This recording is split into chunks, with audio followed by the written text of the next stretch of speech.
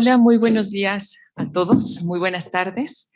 Bueno, pues en primer lugar agradecer la presencia de nuestros ponentes en la mesa del día de hoy y por supuesto también agradecer la presencia de las personas que están en esta sala y quienes nos acompañan desde la transmisión online, ¿no? Para mí es un gusto poder estar el día de hoy en esta mesa. Como ustedes lo habrán ya notado, tenemos la presencia de dos periodistas que han cobrado una gran relevancia en el país. Y yo no quiero tomar mucho tiempo porque de por sí venimos atrasados y vamos a tener aproximadamente 50 minutos para esta mesa. Antes de hacer la presentación de nuestros ponentes, simplemente compartir un poco cuál será nuestra dinámica. Vamos a tener la intervención de Nancy Flores y de Álvaro Delgado, aproximadamente entre 15 y 20 minutos cada uno de ellos, y posteriormente tendremos unos 10 minutos aproximadamente para las preguntas de las personas que estén aquí en la sala y también para recibir preguntas a través de las redes sociales o la transmisión en vivo. Entonces, bueno, para dar comienzo a nuestra mesa, este conversatorio tiene por título Ética y Periodismo, la función social de los medios de comunicación hoy, un tema por demás relevante. Y en primer lugar, le doy la bienvenida a Nancy Flores. Nancy Flores es de formación periodista por la Universidad Nacional Autónoma de México. Realiza periodismo de investigación en la revista Contralínea desde el año 2003. Entre 2008 y 2019 fue editora de esa misma publicación y actualmente es coordinadora de información y editora web de dicha revista. También se ha desempeñado como columnista y ha colaborado en medios como RT y en La Octava con Julio Hernández López. Entre sus líneas de investigación destacan corrupción, derechos humanos y delitos de cuello blanco. Publicó los libros La farsa detrás de la guerra contra el narco del año 2012 y Morir en la miseria como coautora en el año 2009. Y bueno, sin más preámbulo, yo le doy la palabra a Nancy Flores para que pues nos presente su ponencia. Muchísimas gracias, Nancy. Muchas gracias a ustedes, muchas gracias al CIDE por la invitación. Me parece que es momento de discutir abiertamente qué pasa con los medios de comunicación, qué pasa con la ética periodística. Y a mí me gusta siempre empezar diciendo que el periodismo es una herramienta para ejercer un derecho humano, que es el derecho a la información. Partimos de este principio y esto nos va a llevar en un hilo conductor para entender la importancia de la ética periodística. Esta concepción implica ante todo que esta profesión no puede ser ejercida de forma deshonesta y corrupta. Eso no puede ser, o sea, es algo inconcebible. Por el contrario, se trata de una labor estrictamente ética que no da cabida a claroscuros. O se es ético o no se es ético. O se es periodista o no se es periodista. Quizá esta forma de concebir el periodismo nos pueda parecer radical o incluso utópica. Y yo he estado reflexionando por qué nos parece o por qué podría parecernos utópica o algo que no podemos concebir. Y básicamente creo que es porque existe una disociación entre la mayoría de los contenidos que nos ofrecen los medios de comunicación y los valores éticos de la búsqueda de la verdad, la independencia, la responsabilidad social y la honestidad. Es decir, que existe una brecha entre el mundo conceptual de lo que debe ser, del deber ser del periodismo y en realidad la oferta informativa que nos presentan los medios de comunicación, plagada de desinformación, verdades a medias y también abiertas mentiras. Por ello se suele concebir que sí existe, que sí es posible un periodismo sin ética. Eso se debe a que hemos normalizado todos, la sociedad, el llamar periodismo a casi todo lo que nos venden los medios de comunicación, cuando en realidad muchos de sus contenidos son vil propaganda o publicidad para favorecer a grupos de intereses específicos. Claramente, esto no puede definir al periodismo. Esto solo define la forma en cómo nos hemos acercado nosotros como sociedad o los propios periodistas a los medios de comunicación. Por eso es tan importante que seamos conscientes a partir de ahora y desde la reflexión académica, pero también desde la reflexión de los medios, de que la mayoría de los trabajos que consideramos periodísticos en realidad no lo son. Han sido maquinados como si se tratara de cualquier mercancía que se sujeta a las reglas del mercado. Es decir, a las reglas de la oferta, la demanda, quién paga porque se conozca un tema, quién paga porque no se conozca un tema. Y también, sobre todo, a la rentabilidad y el lucro, sin ningún rigor periodístico y, por supuesto, sin ningún respeto a la ética periodística. El hecho de que sigamos llamando periodismo a la posverdad, al amarillismo, al sensacionalismo y demás tergiversaciones intencionales de la realidad, solo acaba legitimando el fraude de los medios de comunicación frente a la sociedad y también una sistemática violación de los derechos humanos, empezando, por supuesto, por la violación al derecho humano a saber que tenemos todas y todos. Cocinar historias para beneficio propio o de terceros vulnera el derecho de la sociedad a estar informada. De ahí la importancia de que el periodismo sea siempre independiente y que se base en valores éticos. Pero el daño que se causa a la sociedad no solo es en el derecho a saber. Como ustedes deben ser conscientes, el derecho humano a la información es un derecho llave. Se le conoce así porque nos abre la puerta al ejercicio de otros, de la mayoría de los derechos humanos. Si queremos tener derecho a la salud, a la educación, a un medio ambiente sano, al agua limpia, cualquier derecho humano que se nos presente enfrente, necesitamos información. Primero necesitamos conocer que somos sujetos de esos derechos y segundo, cómo llevarlos a la práctica, cómo exigirlos. Entonces estamos hablando de una flagrante violación a los derechos humanos en términos generales. Violarlo significa en los hechos también violar el acceso de las personas al acceso de todos los otros derechos. También significa al mismo tiempo que se impide o se obstaculiza a las personas su pleno acceso a la democracia. Hay que entender que con información se construyen sociedades conscientes respecto de sus decisiones individuales y también de sus decisiones colectivas. Por tanto, el concepto de periodismo sí debe ser radical. No existe el periodismo sin ética. Las traiciones de la prensa a la sociedad no son nuevas, ni se ciñen a las actuales campañas negras contra un gobierno progresista. Abarcan la propia historia de los medios de comunicación.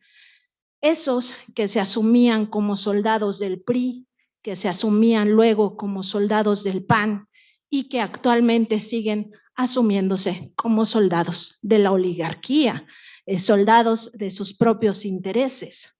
La guerra sucia en su momento fue silenciada en la mayoría de los medios de comunicación. La masacre estudiantil de 1968, lo mismo. La matanza del Jueves de Corpus en 1971, las masacres de Aguas Blancas, el Charco, Acteal. En marzo de 2011 se llegó al extremo de que más de 500 medios encabezados por las televisoras y las principales cadenas radiofónicas firmaron un acuerdo, un pacto de silencio con Felipe Calderón para callar los crímenes de lesa humanidad que ocurrían en la llamada guerra contra el narcotráfico. Ahora sabemos que esa guerra en realidad no era una guerra contra el narcotráfico, era una guerra para posicionar al cártel de Sinaloa. El ejemplo claro está en el juicio contra Genaro García Luna. Apenas el sexenio pasado, el sexenio de Enrique Peña Nieto, vimos uno de los peores casos de traición de la prensa a la sociedad, al pueblo de México, con el caso Ayotzinapa. Incluso hubo líderes de opinión, estos que siguen permaneciendo en la mayoría de los medios, que tienen el control de los medios de comunicación, exigiendo a los padres y madres de los 43 estudiantes normalistas que le ofrecieran disculpas al ex procurador Murillo Karam. Esos casos, que no son una muestra representativa de todas las traiciones de la prensa al pueblo de México, son claros ejemplos de la corrupción en la prensa. En su ensayo Periodismo Latinoamericano, los casos más comunes de corrupción, el periodista ecuatoriano Jaime López señala que cuando se habla de corrupción en el periodismo, normalmente se evoca la imagen de un comunicador que recibe un soborno o un favor a cambio de alterar una noticia. Esa se considera la forma más básica de la corrupción en el periodismo, recibir lo que se conoce en el argot mexicano como el chayo, el chayote, el soborno o el cochupo. Por ello, la deontología periodística prohíbe recibir dinero, beneficios económicos, regalos con motivo de esta profesión, y los medios, al menos en sus códigos de ética, también lo prohíben. Pero ¿cuál ha sido mi sorpresa al revisar el código de ética de uno de los principales abastecedores de información cocinada para los grandes medios corporativos actualmente, como lo es la Asociación Civil Mexicanos contra la Corrupción y la Impunidad del empresario Claudio X González Guajardo? Esta organización, Mexicanos contra la Corrupción y la Impunidad, que por cierto tenía tomada la maestría de periodismo aquí en el CIDE y también su diplomado de periodismo de investigación, pues para mi sorpresa, en su código de ética establece exactamente lo contrario a la ética periodística. Actualizado al 14 de febrero de 2023, y todos pueden hacer este ejercicio de ingresar a la página de Mexicanos contra la Corrupción y la Impunidad y revisar ese código de ética que ellos revisan constantemente y no les parece algo irregular. Textualmente dice que todos sus colaboradores, es decir, desde su presidenta María Amparo Casar hasta los que se dicen periodistas de Mexicanos contra la Corrupción y la Impunidad, pueden recibir a título personal regalos, dinero y beneficios económicos con motivo de sus actividades en la organización. Voy a leer textualmente lo que dice ese código de ética. Todo integrante de Mexicanos contra la Corrupción y la Impunidad que reciba a título personal dinero, regalos, cortesías, descuentos o beneficio económico alguno con motivo de sus funciones en la organización deberá registrarlo en el registro de donaciones en especie y regalos. Ningún integrante de la organización entregará regalos a terceros que tengan como propósito o resultado influir en la toma de decisiones en favor de la organización. Cualquier donación en especie a las y los integrantes de Mexicanos contra la Corrupción y la Impunidad con motivo de su trabajo deberá ser asentada en el registro de donaciones en especie y regalos. Quedan excluidos aquellos artículos promocionales o cortesías de valor simbólico que no aparenten o impliquen un posible conflicto de interés. El registro de donaciones en especie y regalos especificará quién lo recibió, el origen, la fecha y una estimación del monto. Aquí se cierra una primera cita. No conforme con el hecho de permitir abiertamente los chayos, la organización fundada por Claudio X garantiza opacidad a quienes los otorgan y a quienes los reciben. Lo establece así su código de ética, y vuelvo a abrir una cita. El oficial de cumplimiento tendrá la responsabilidad de resguardar el registro de donaciones en especie y regalos. Únicamente el oficial de cumplimiento, el comité de ética, los directores y la presidencia previa autorización del comité, tendrán acceso a este registro. Cierro la cita. De acuerdo con la Carta Mundial de Ética para Periodistas, él o la periodista no debe utilizar la libertad de prensa en beneficio de intereses de terceros y debe abstenerse de recibir cualquier provecho por la difusión o no difusión de su información. Evitará o pondrá fin a cualquier situación que pueda dar lugar a un conflicto de intereses en el ejercicio de su profesión. Hasta ahí la cita de la Carta Mundial de Ética para Periodistas y, como dijimos, al menos en sus códigos de ética, la mayoría de los medios de comunicación prohíben el chayo. Regresando al ensayo del periodista Jaime López, hay que tener en cuenta que entre las formas más comunes de corrupción en los medios están además la creación artificial de hechos noticiosos para confundir o distraer la opinión pública y evitar así que temas que sí son de relevancia obtengan la atención que merecen. Las campañas infundadas para destruir la imagen de una persona o grupo que no es afín a la ideología de los dueños de los medios o que amenaza el estatus de los grupos económicos y políticos a los que está vinculado el medio.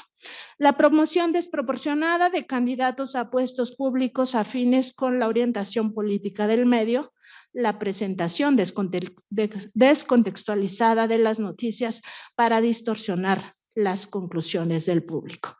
La censura sobre temas y contenidos noticiosos y que puedan ofender a los anunciantes o al partido gobernante.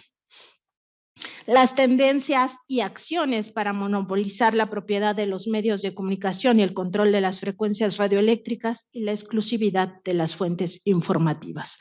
Los cruces y dualidades de periodistas con funciones de relacionistas públicos o promotores de oficinas gubernamentales y la complicidad en las regulaciones y prácticas gubernamentales que comprometen la independencia periodística, como las leyes antiprensa o el uso arbitrario de la publicidad oficial.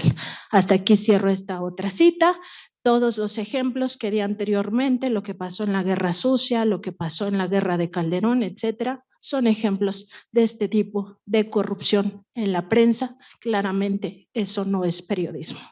Por ello, es claro, al menos para mí, para muchos periodistas que sí ejercemos con ética el periodismo, que no existe el periodismo que no es ético. Muchas gracias.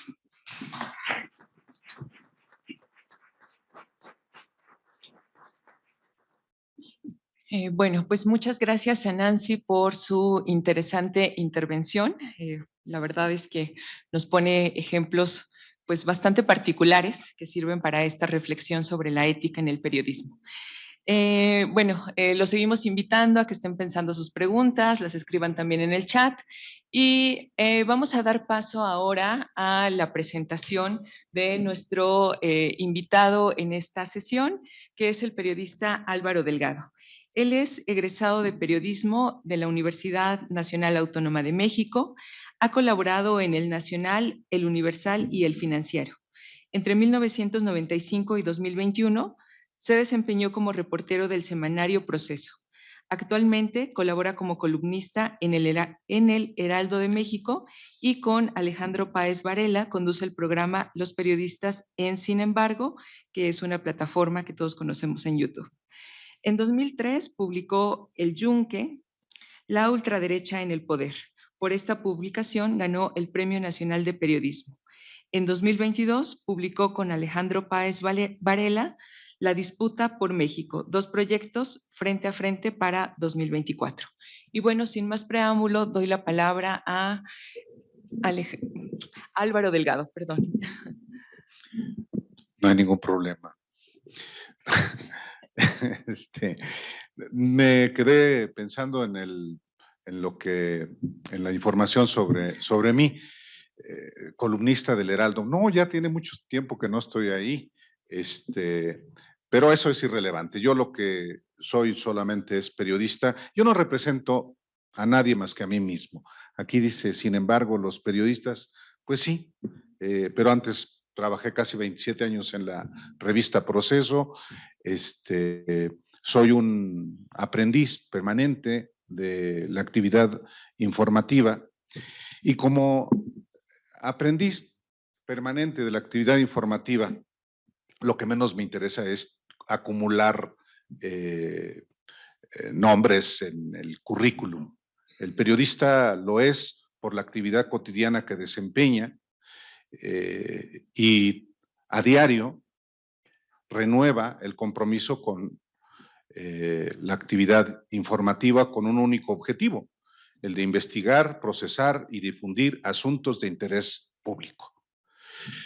No sé si este coloquio internacional tiene que ver con una fecha, el 7 de junio. Sí. Hoy que todo debe estar a discusión. Todo, incluyendo la actividad periodística en México y en el mundo. A mí me llama la atención que haya quienes todavía conmemoran el 7 de junio, el Día de la Libertad de Expresión. ¿Por qué razón me parece que es inadecuado desde mi punto de vista?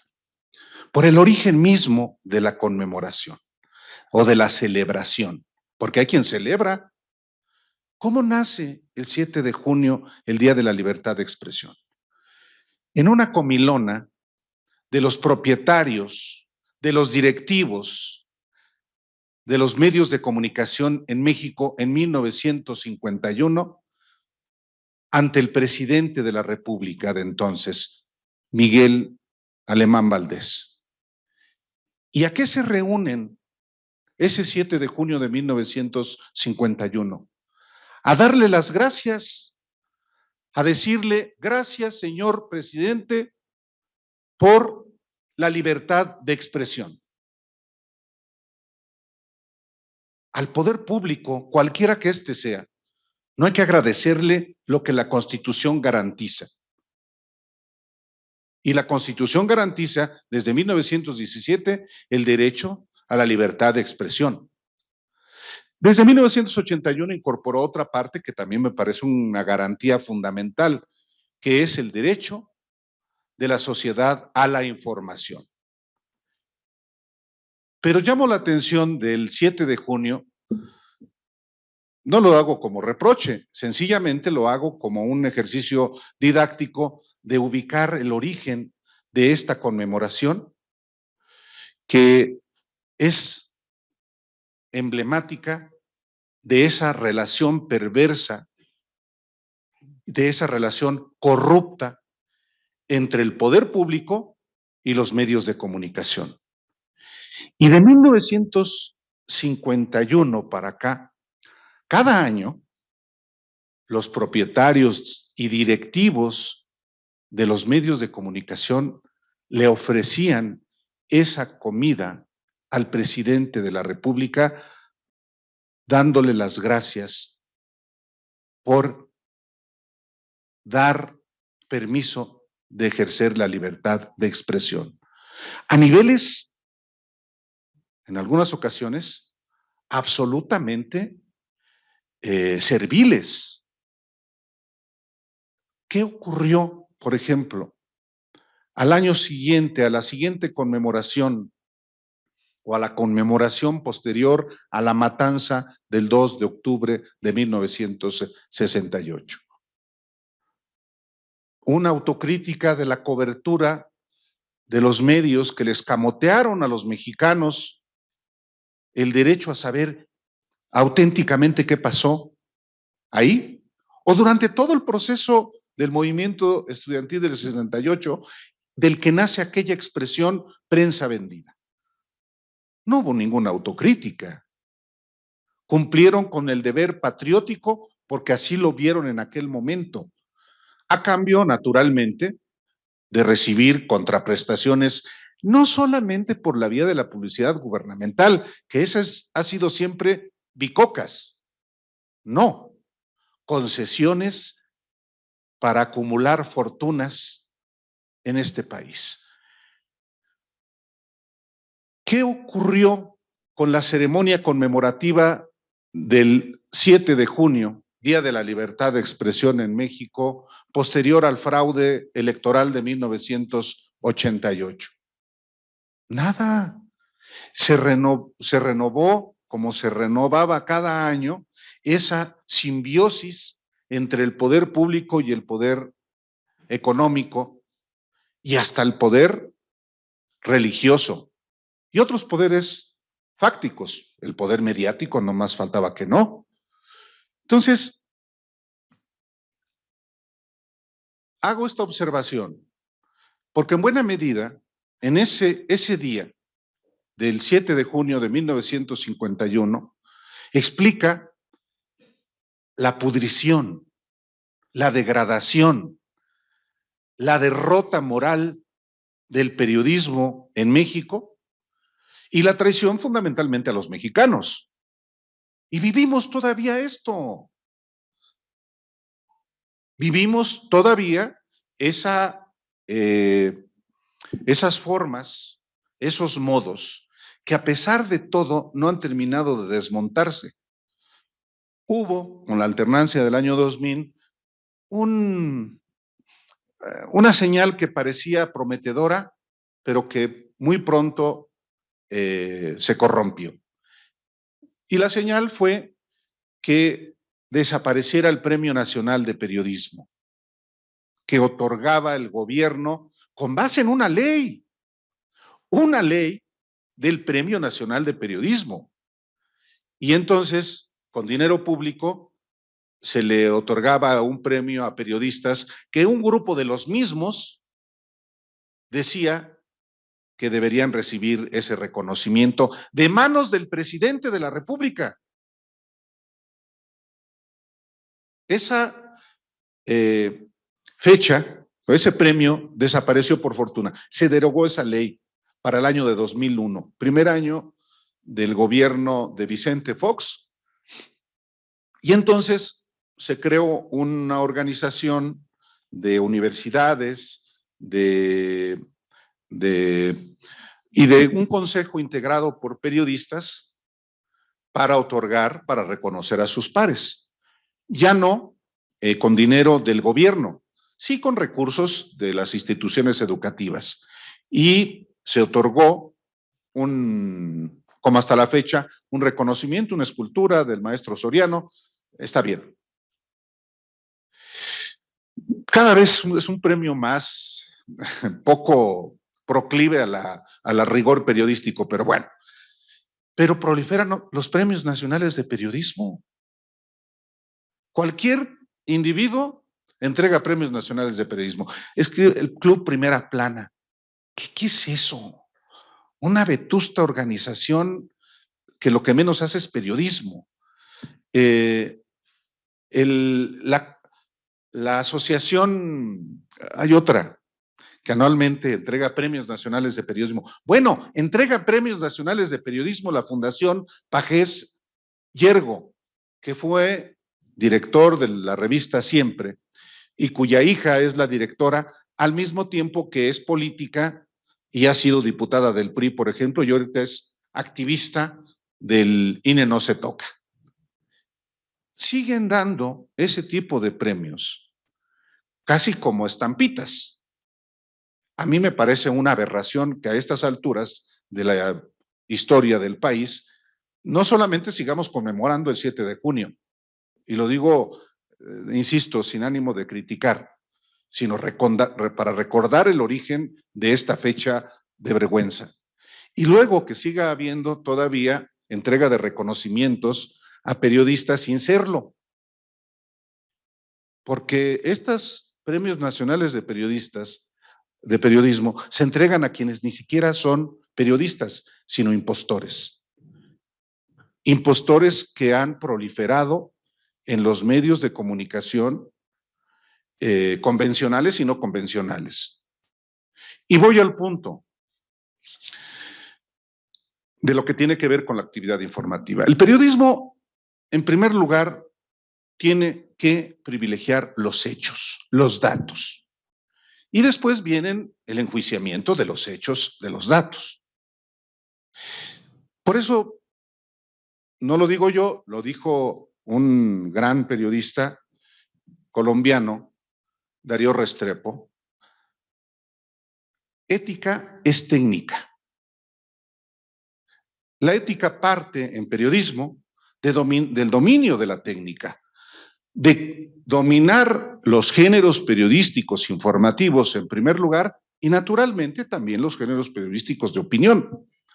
Pero el periodista, para cumplir su responsabilidad social, que es investigar los asuntos que muchos no quieren que se conozcan, debe en primer lugar cumplir con el dominio de las herramientas para obtener, procesar y difundir esos asuntos de interés público. Y el género periodístico por excelencia para que el periodista cumpla con su deber es el reportaje. Y claro, también la entrevista, y claro, también la nota informativa. Y a partir del dominio de la técnica de estos géneros periodísticos, cumplir con su labor, hacer periodismo de investigación. Yo digo, hacer periodismo, por definición el periodismo debe ser de investigación. Lamentablemente es una excepción y no una regla, pero todo periodismo debe ser de investigación y todo periodista debe ser de investigación. Ponía Nancy Flores un ejemplo inequívoco de lo que, parte de lo que estoy hablando. Porque hay mucha simulación, no solamente política en México, hay simulación periodística y hay impostura política y impostura periodística. Ahora resulta que efectivamente dan clases de ética y de ejercicio periodístico quienes han sido históricamente los que le han escamoteado la información a la sociedad. Y lo hacen con un cinismo que, como lo detalla Nancy, pues retrata a esos personajes. Que haya en el código de ética de una organización que dice hacer periodismo de investigación,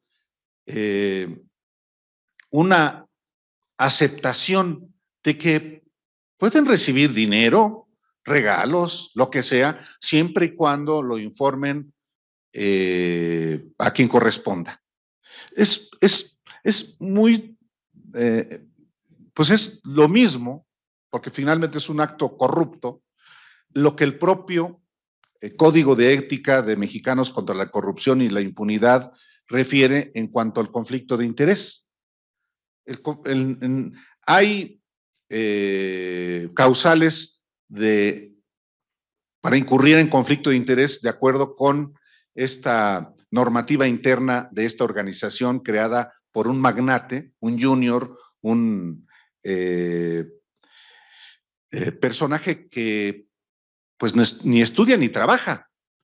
Él sí es un nini en los hechos, no con la carga peyorativa que se asociaba a los jóvenes, a millones de jóvenes abandonados por el Estado.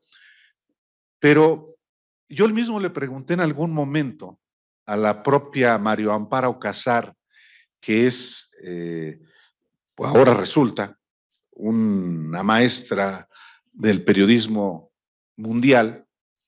Yo le dije, a ver, en el Código de Ética de Mexicanos contra la Corrupción y la Impunidad se define el conflicto de interés y se prohíbe, de acuerdo con esta normatividad, que quien preside y quien dirige este organismo no debe participar en organizaciones o en actividades políticas.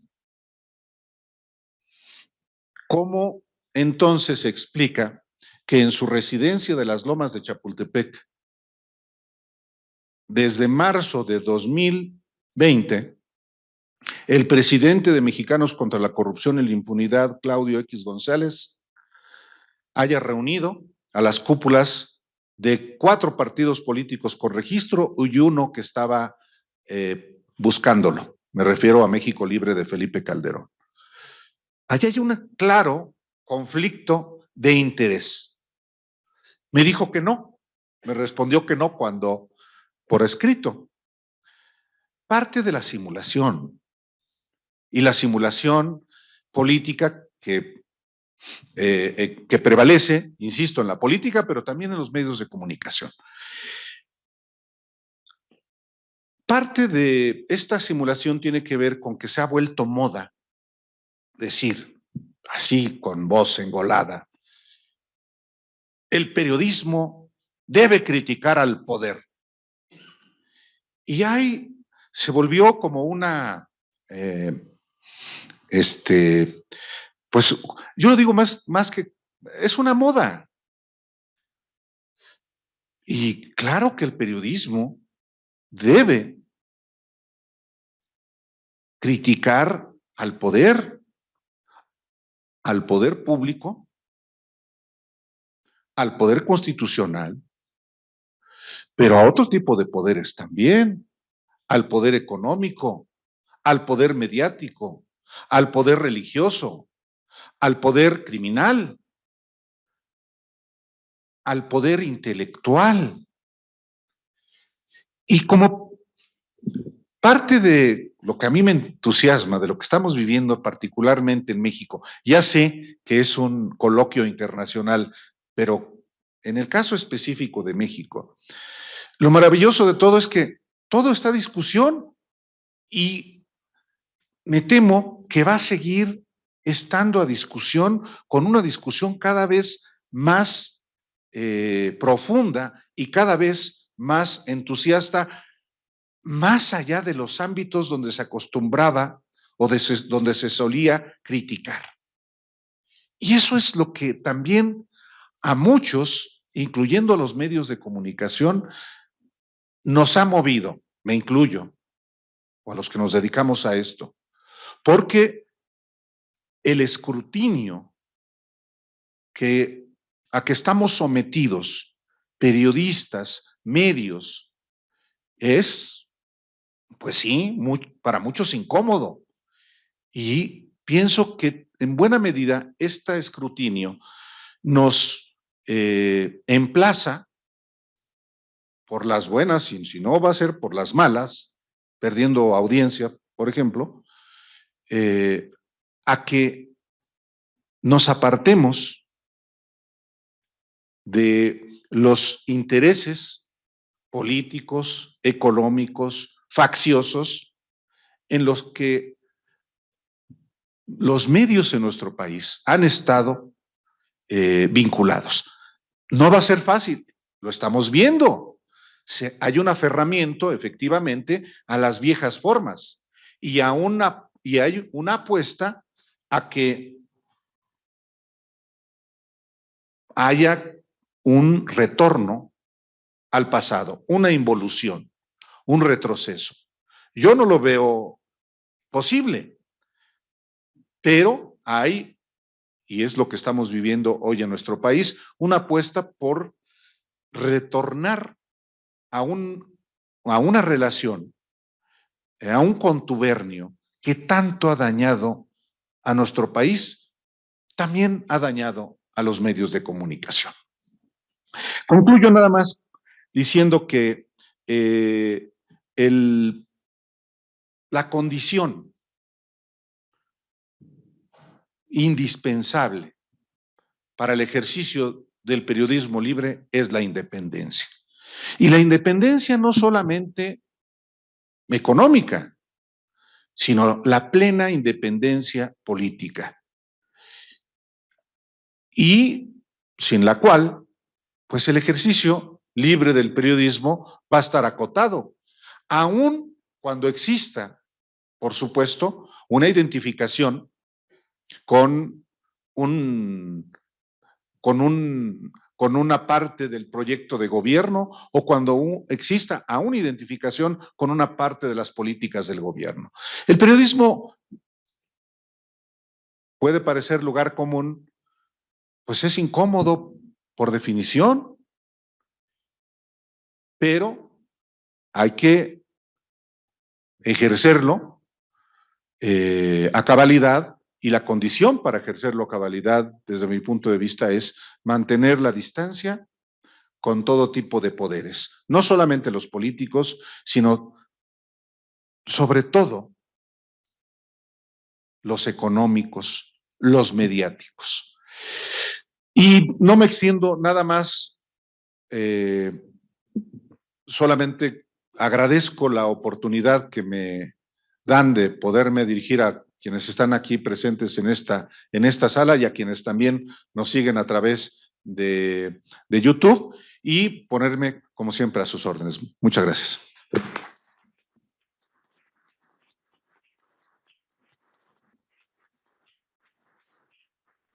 Bueno, pues muchísimas gracias, Álvaro, por esta interesante reflexión. Y bueno, vamos a dar 10 minutos más a esta mesa para recibir algunos comentarios o preguntas que hubiera aquí en la sala. Ya tenemos por lo pronto 2 manos levantadas, 3 manos levantadas, así que vamos a darles la palabra. En primer lugar, doctor Fernando Buenavada, adelante, por favor. Bueno, mil gracias por las ponencias. A mí me educa muchísimo oír a la gente que viene del campo de batalla, ¿no? Y de las luchas diarias. Así que yo agradezco muchísimo sus aportes. Y yo creo también que es un faltante importante en la formación de los periodistas, el tronco ético, ¿no? Que tenemos herencias cruciales en México, en América Latina, de pensadores y luchadores y docentes académicos del combate. Hago esa distinción o esa complementariedad que me parece indispensable, como don Adolfo Sánchez Vázquez, que justo en el año 68 publica su documento, su trabajo sobre ética, y que yo sigo pensando que es una lástima en este país que no se conozca como debería conocerse, ¿no? Así que por eso creo que, y en lo que hablaremos más tarde, esta línea de lo que usted ha expuesto, Nancy, es fundamental, ¿no? Y es fundamental no solo la parte deontológica, y yo creo que el tronco filosófico fuerte, profundo, duro, en el que la ética es una herencia de siglos, hoy se debe actualizar sobre la premisa de las nuevas luchas sociales que se plantean, ¿no? Así que mil gracias por su... Y no me quería quedar sin comentárselo. Y Álvaro, qué razón poderosa, ¿no? Los hechos, como brújula, ¿no? Y como tengo un poco la cuchara metida en parte de la organización de esta actividad, en una parte muy mínima, pero solamente quería decirle, Álvaro, es un hecho que el título de este coloquio dice disputa por el sentido. También dice eso, el título. Y que suscribo una tras otra sus palabras respecto a cuestionar el origen de la celebración por la libertad de expresión. No solamente me parece que debe denunciarse eso, ¿no? Sistemáticamente, porque es un besamanos disfrazado de... Pero también disputamos ese sentido, porque la libertad de expresión no les pertenece a ellos, no es de ellos. La libertad de expresión es una conquista histórica, política, de las luchas desde abajo, y creo que tiene que ver con otras muchas importantes fuentes y afluentes que nos instrumentan para dar esa disputa, ¿no? Entonces, a todo lo dicho por usted, y lo suscribo, le añadiría, y aquí en este lugar y en este espacio, encima abrimos la discusión para disputar sentido por la libertad de expresión, por la que hoy queremos y necesitamos, ¿no? Y una última cosa, es que sí que es buena la idea de la distancia con el poder, ¿no? Porque hay que interpelar cómo se manejan los dineros en esas relaciones, ¿no? Pero quizá más que, o tanto como la distancia, la que cada cual decidirá, está la transparencia. Transparentar el financiamiento de la política, transparentar el financiamiento de la comunicación, hace a la clave de todo, porque si yo, por ejemplo, como vengo acá en este contexto internacional, yo no vivo en México ahora, aunque soy mexicano, pero vengo a un convenio con el CIDE, ¿no? A hacer proyectos conjuntos que tienen que ver con poner la ciencia al servicio de las luchas sociales. Si eso tiene un sentido, por más que yo tengo mi salario, que no es de la localidad, que es de la universidad en la que yo trabajo, mi obligación es, en todo caso, la transparencia, aunque yo pertenezca a la organización, aunque yo esté cerca del poder académico, científico que se construye, otro poder que no es para explotar, el otro poder que también, para no satanizar el poder, pues, ¿no? Porque el poder también es un concepto que está en disputa, como bien dijo usted, como tanta cosa. Así que, bueno, suscribiendo con un abrazo fraterno y agradeciendo las dos ponencias, quería añadir estos caprichosos comentarios.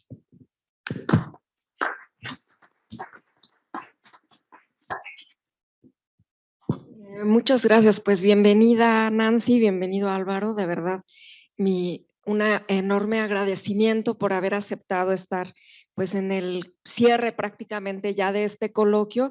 Y bueno, como responsable de la organización sí quiero también un poco aclarar esto, ¿no? Deliberadamente elegimos la fecha, pero justo por esta cuestión que decía el doctor Buenavad, de la disputa por el sentido, la disputa por la idea de libertad de expresión, que hoy puede ser todo y nada, ¿no? Así como cuando hablamos de democracia o de otras cuestiones, en la que en redes sociales le podemos decir pestilente a la ahora elegida gobernadora del Estado de México, y nos amparamos en la libertad de expresión, aunque esa sea una expresión completamente racista y clasista. Y en esa lógica creo que ha ido todas las ponencias, y en absoluto era la pretensión como conmemorar, celebrar, festejar, ¿no? Que sabemos de dónde viene este día, y sobre todo, bueno, porque una de los temas que se hablaron aquí, la presentación de la cátedra Julian Assange, que sabemos en esta idea que también plantea Noam Chomsky de las víctimas dignas y las víctimas indignas, bueno, es uno de los más atacados bajo el tema de que no se le ha respetado su derecho a la libertad de expresión, un periodista que está sojuzgado, sometido, a punto de ser extraditado a Estados Unidos con todo lo que ello conlleva. Y en cambio, bueno, por otro lado, se defiende esa otra libertad de expresión, ¿no? Entonces, justo sí quería hacer como esta aclaración, pero agradezco enormemente porque cuando les escucho, pues dan cátedra, ¿no? De periodismo. Entonces, por eso también el interés de que vinieran y que nos presentaran sus valiosas ponencias. Muchas gracias.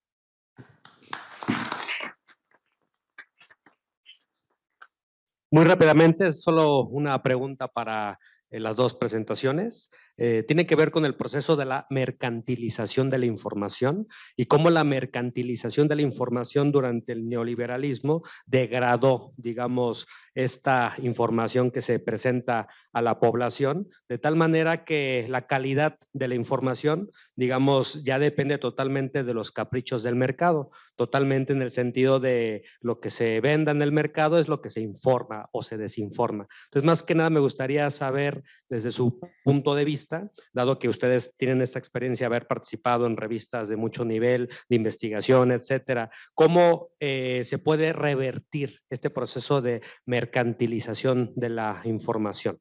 Gracias. Bueno, si alguien más no se anima, tengo una pregunta.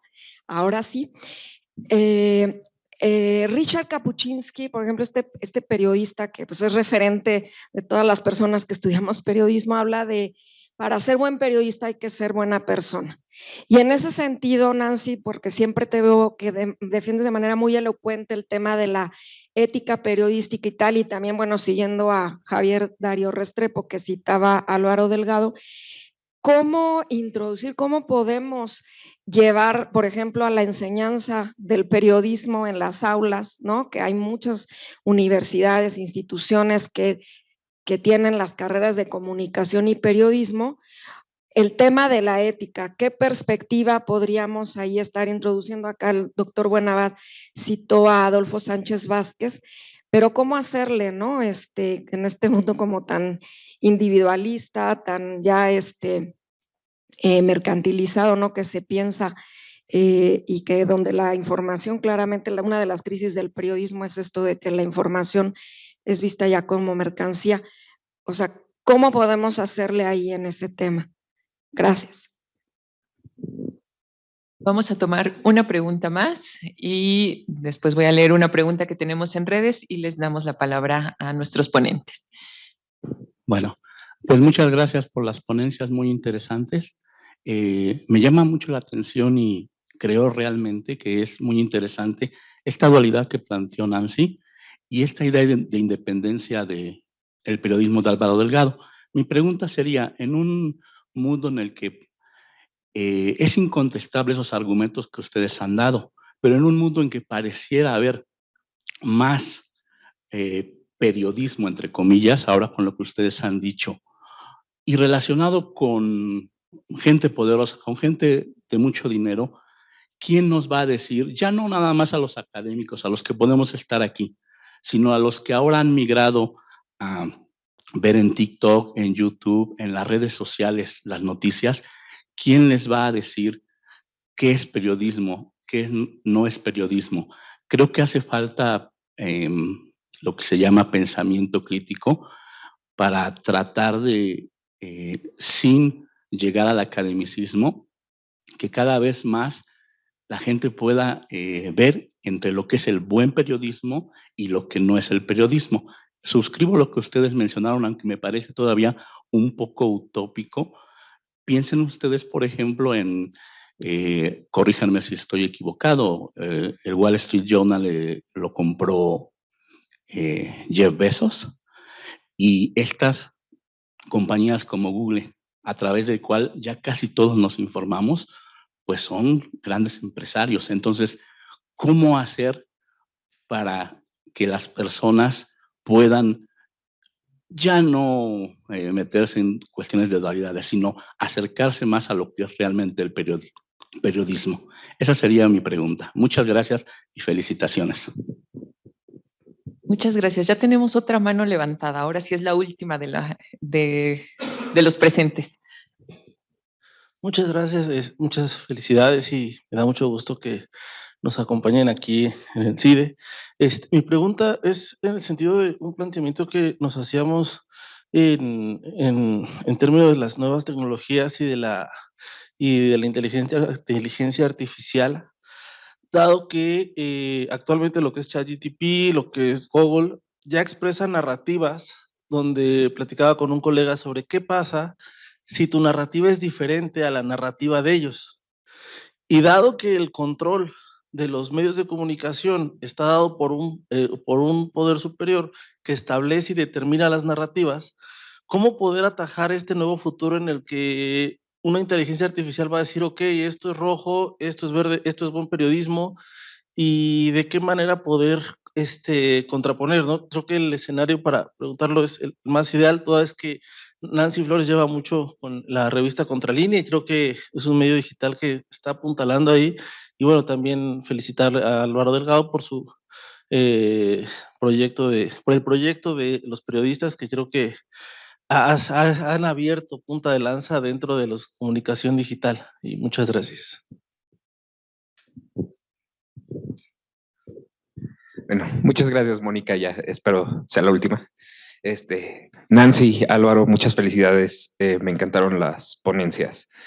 Pero hablando de ética, ¿en qué momento, bueno, y precisamente retomando lo que mencionaba Nancy de que un periodista debe ser independiente para mantener ese rigor ético, ¿en qué momento un periodista que trabaja, por ejemplo, en el Universal, se sigue manteniendo como alguien ético o en qué momento lo pierde, ¿no? Lo menciono por el hecho de que al final de cuentas este tipo de periódicos, este tipo de medios obedecen a una línea, ¿no? Bueno, espero, la pregunta es para ambos desde sus perspectivas. Muchas gracias. Bueno, pues muchas gracias a todos por sus intervenciones. Yo me voy a permitir leer solamente una pregunta y un comentario que están aquí en nuestra transmisión en línea. Una pregunta es dirigida específicamente para Nancy y la pregunta dice, el ejercicio del derecho a la información exige garantías económicas por parte del Estado. ¿Cómo ha garantizado el derecho humano a la información el estado actual? Esa es la pregunta, ¿no? Y después viene un comentario que creo que se relaciona también con algunas de las intervenciones que hemos tenido aquí, y nos dicen, es importante analizar qué hay detrás de la opinión de cada medio, qué poder paga y cuáles son los intereses. Se deben educar a los periodistas a ser objetivos y opinar en función a los hechos. Y bueno, para no tomar más tiempo, le doy la palabra, si les parece bien, ahora lo haríamos en sentido inverso. Empezamos con Álvaro Delgado y cerraríamos con Nancy Flores. Comienzo por la última. Yo trabajé en la Universal. Era todavía estudiante de la universidad y comencé a trabajar en el diario El Universal en 1991 y duré hasta 1994, después la cobertura que hice de la campaña de Cuauhtémoc Cárdenas, y desde entonces y hasta el 2021 trabajé en la revista Proceso. Antes trabajé en el Nacional, que era el periódico del gobierno, en la sección de espectáculos, por cierto. Y antes trabajé en el Financiero en el 88. ¿Por qué digo esto? Eso del Heraldo fue una partecita, publiqué mi columna ahí y se terminó, y qué bueno que se terminó. Y mientras duró, me respetaron mi columna, por supuesto. Pues no, faltaba que no. ¿Un medio hace al periodista? No.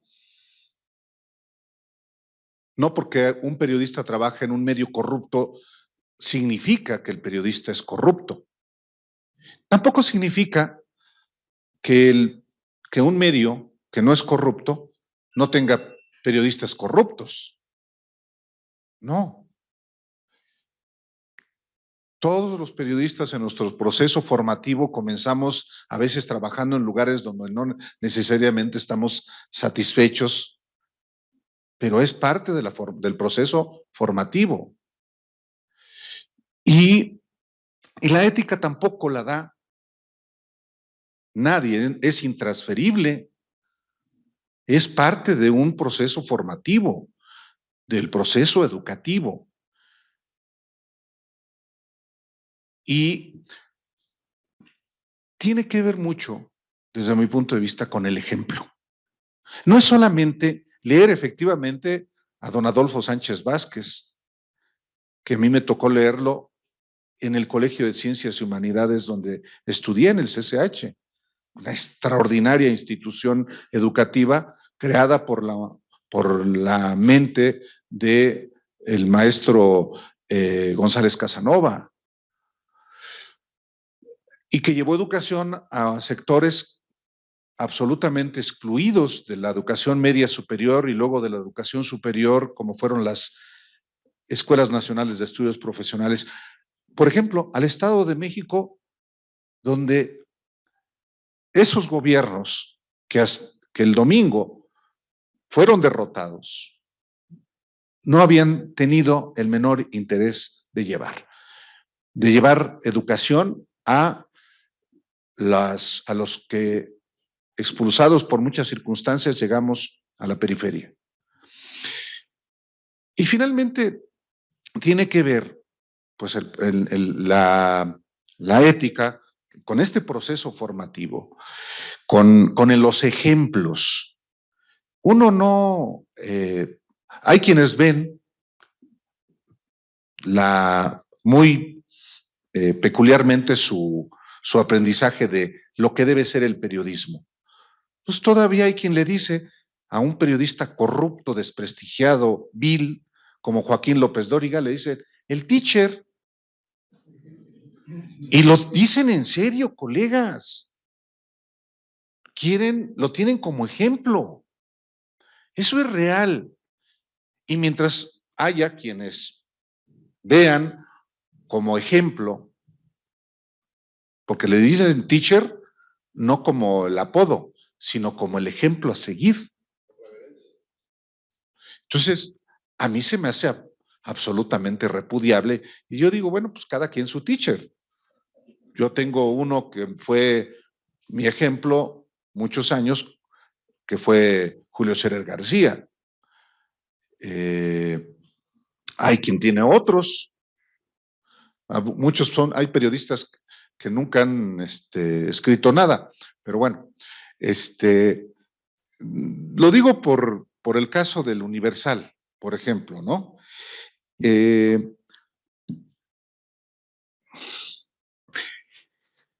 La mercantilización de la información.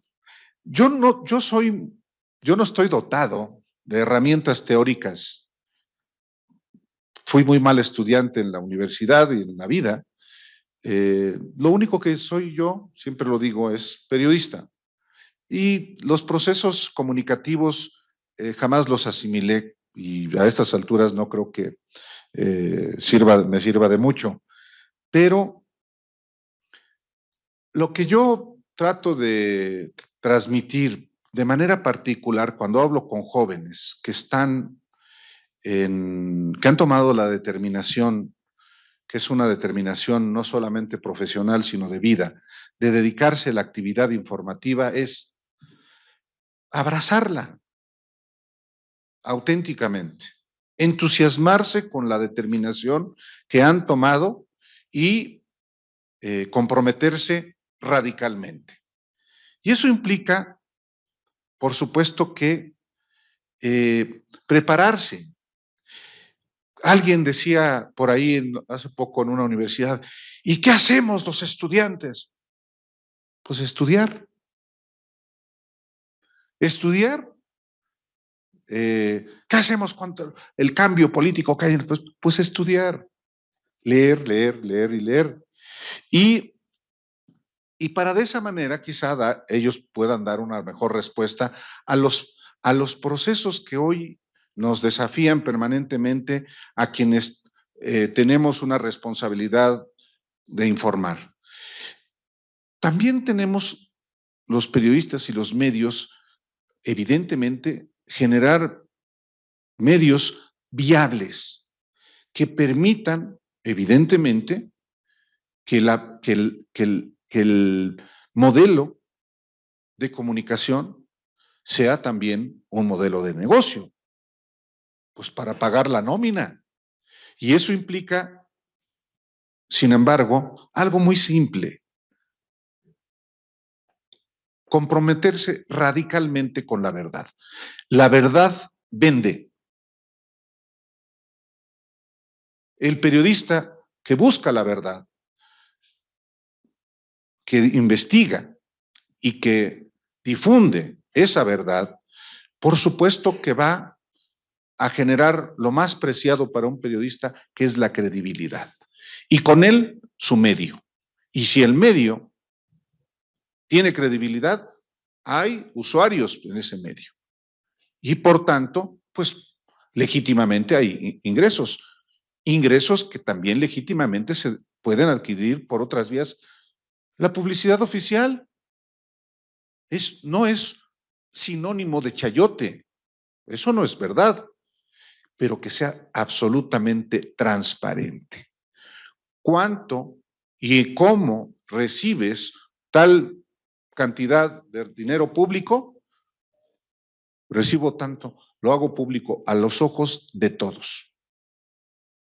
Y todo eso, al final de cuentas, hace que un medio sea de fiar para las audiencias. Si un medio es transparente, además de buscar la verdad, ese medio es viable, aún en las condiciones más adversas. Y, pues sí, para ser periodista hay que ser buena persona, sí, sí. También hay periodistas que son viles y hay buenos periodistas que son viles, sin duda. Pero, pues la vileza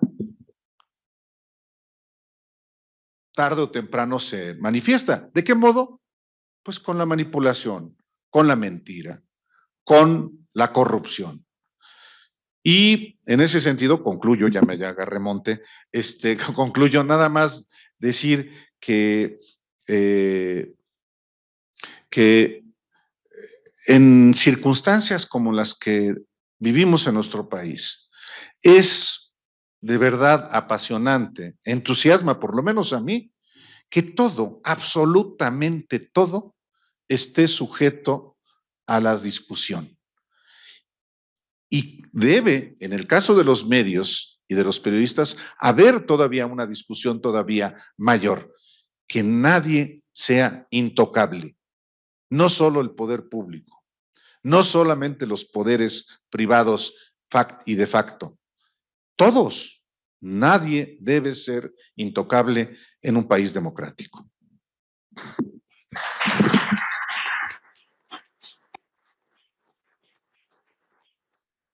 Muchas gracias. Nancy, por favor. Sí, bueno, quisiera empezar otra vez, como es que a mí siempre me gusta empezar entendiendo que es una herramienta para ejercer un derecho humano al periodismo, ¿no? Y que es el derecho humano a saber. Si empezamos de ahí, podemos entender todo lo demás con mucha mayor claridad.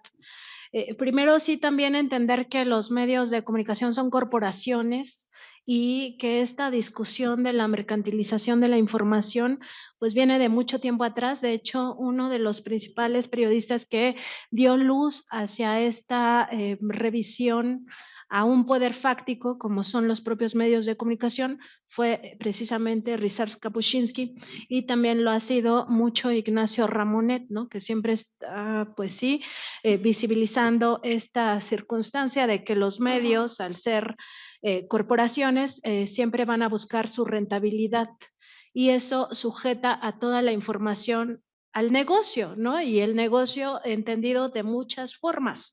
Entonces ya no es lo importante para estos grandes medios de comunicación estos 4 valores que me parece a mí resumen toda la ética periodística también, que son la responsabilidad social, la honestidad, la independencia y la búsqueda de la verdad. O sea, el periodismo no va a ser una herramienta para ejercer el derecho humano a saber si renuncia a esta búsqueda de la verdad. Y cuando estamos hablando de medios que son corporaciones, evidentemente están renunciando a esta búsqueda de la verdad. Y los periodistas, pues digamos, pues sí, nuestro mercado de trabajo pues son los medios, ¿no? O sea, no hay un periodista o casi no existen los periodistas que son exitosos o que pueden sobrevivir más bien desde el freelance, ¿no? Pero la freelanceada también sirve, o sea, ese es el máximo nivel de independencia, que no tengas un jefe. Pero aún teniendo un jefe, y yo suscribo totalmente esta idea de Álvaro Delgado, y la suscribo porque además yo he tenido mucho contacto con periodistas que sí han trabajado en estos grandes medios de comunicación que podríamos decir son medios corruptos o medios corruptores o corrompidos, que al final dan la batalla todos los días. O sea, los reporteros adentro de los medios dan batallas todos los días que la gente no conoce. O sea, el gremio sí lo conocemos porque nos cuentan, bueno, me peleé con el editor para que publicara esta nota y aunque sea salió en la página 40. Ajá. O no salió, pero entonces yo se lo filtré a otro medio que sí la publicó. Y esas son las batallas diarias y yo creo que es por eso muy importante que diferenciemos. Una cosa es el medio de comunicación y otra cosa es el reportero. Esto, por supuesto, y también lo suscribo, no quiere decir que otros reporteros no sean corruptos aunque trabajen en un medio que no sea corrupto, ¿no? O sea, eso también existe. Pero bueno, entonces hay que entender que son negocios y que hay que dar la batalla. O sea, nosotros desde la formación académica debemos de tener muy presentes estos valores y por eso esta acotación que hacía Fernando Buenabat, exactamente. Es muy importante, o sea, la formación académica debería en todas las universidades y en todas las escuelas de periodismo tener como valor o eje rector de la carrera de periodismo la ética periodística y por supuesto que esto no está en la mayoría de planes de estudio o está muy marginal y al final pues acaban cooptando estos grupos de intereses creados las universidades, ¿no? El caso que yo puse aquí específicamente fue el de Mexicanos contra la Corrupción e Impunidad, muy metido dentro del CIDE, pero también en otros lugares. De hecho, el exdirector del CIDE forma parte del Consejo Consultivo de Mexicanos contra la Corrupción y la Impunidad, ¿no? Entonces, me parece que primero tenemos que tener en cuenta esto y, por otra parte, que la lucha viene desde el periodista. Y entonces ahí vamos a entrar en el ámbito individual, en el fuero interno. Creo que por eso es tan importante que sean bases muy sólidas, que los periodistas no renuncien a la ética periodística entrando a un medio de comunicación que evidentemente tiene negocios y tiene una línea editorial y les va a imponer narrativas, ¿no?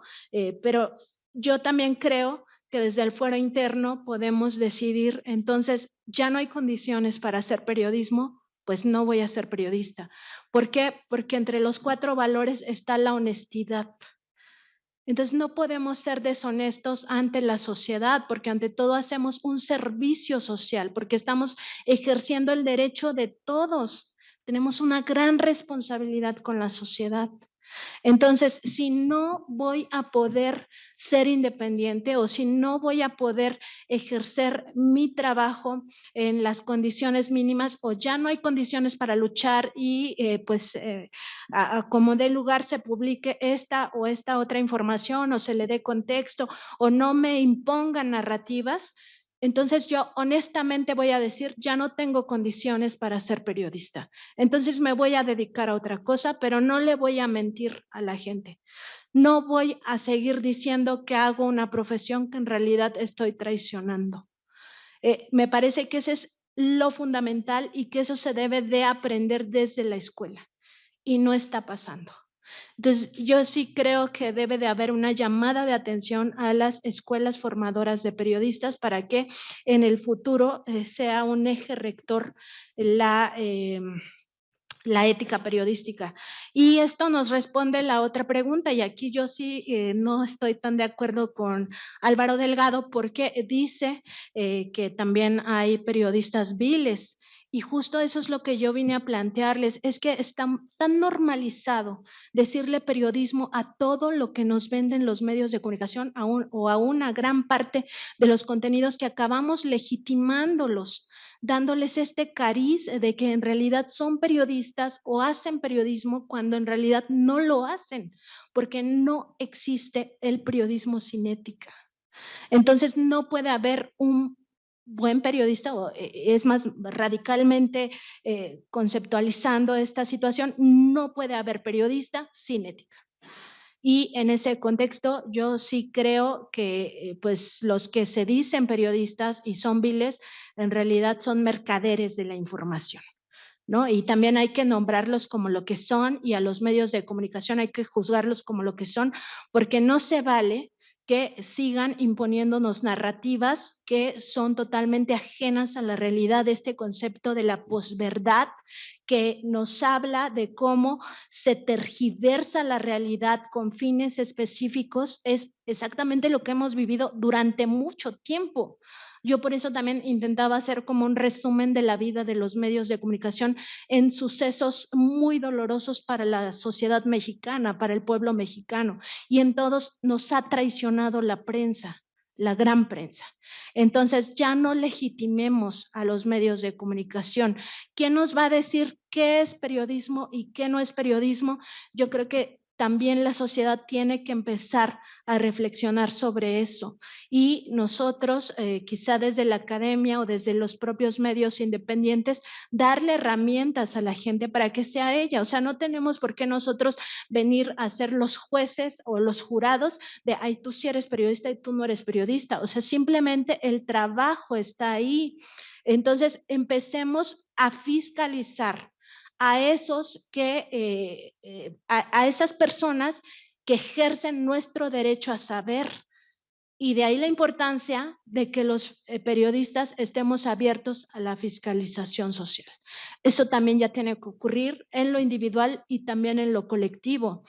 y la gente debe de empezar a exigir mejores contenidos y tiene el poder para decidir, ya no te consumo más porque ya no te creo.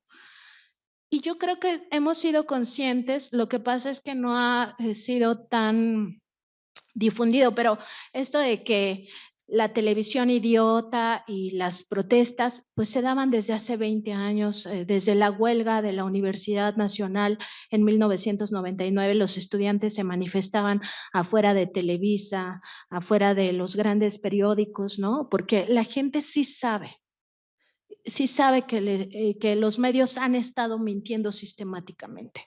Entonces, bueno, nada más decir esto, es una lucha de todos los días de la mayoría de periodistas, por fortuna, por suerte, por lo que sea, a mí no me ha tocado vivirla. Contralínea nos permite desde seleccionar nuestras líneas de investigación, que eso ya es el top del periodismo de investigación, que el periodista proponga sus fuentes para que no haya ningún tema de interés de por medio, pero sí conozco la historia de muchos periodistas que han dado la batalla desde dentro y me parece que eso también tiene que ver con la formación de cada uno de nosotros y ya se nos acabó el tiempo, así que muchas gracias.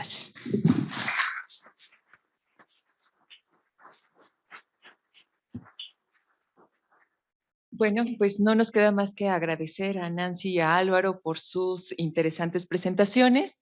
Y bueno, los invitamos a que sigan la última transmisión, que es precisamente la presentación de un diplomado que obedece pues justo a las necesidades que se han discutido aquí. Vamos a dar 5 minutos de receso y bueno, sería todo. Muchas gracias.